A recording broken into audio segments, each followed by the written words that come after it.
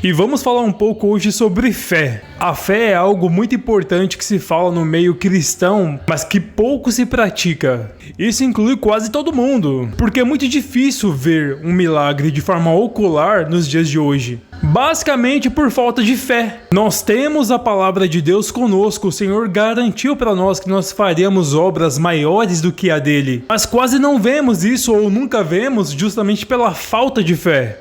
Essa falta de fé não é apenas aqui nos nossos tempos atuais. Lá no tempo de Jesus também tinha muita falta de fé. Inclusive os próprios discípulos de Jesus, muitas vezes tem muitas passagens demonstradas que eles não tinham tanta fé. Teve uma situação em que um homem chegou com um menino, com o seu filho, que estava possuído por um demônio.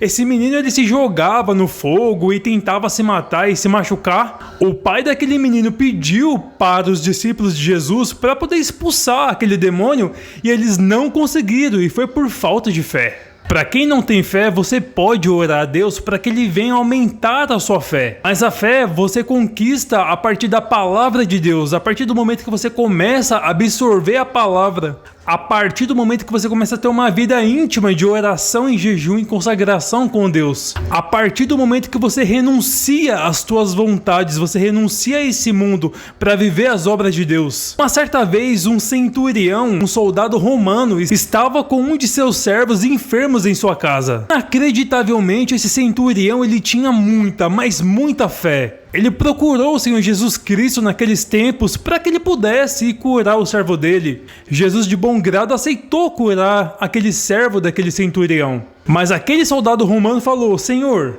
eu não sou digno de que entre na minha casa. Basta que o Senhor diga apenas uma palavra e o meu servo será curado. O Senhor ficou maravilhado. Ele falou: vejam só, nem mesmo em Israel eu achei tanta fé.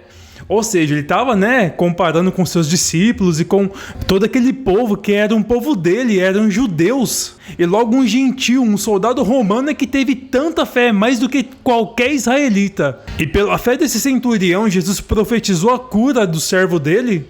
Aquele servo ele foi curado sem Jesus precisar ir até o local. A fé desse homem, do centurião, ela surgiu por ele ouvir falar de Jesus. E pode acontecer o mesmo comigo e com vocês. Mas para isso precisamos ouvir a palavra de Deus. Se você não consegue ouvir a partir de um vídeo, a partir de um áudio, leia a Bíblia, é a melhor fonte que você tem.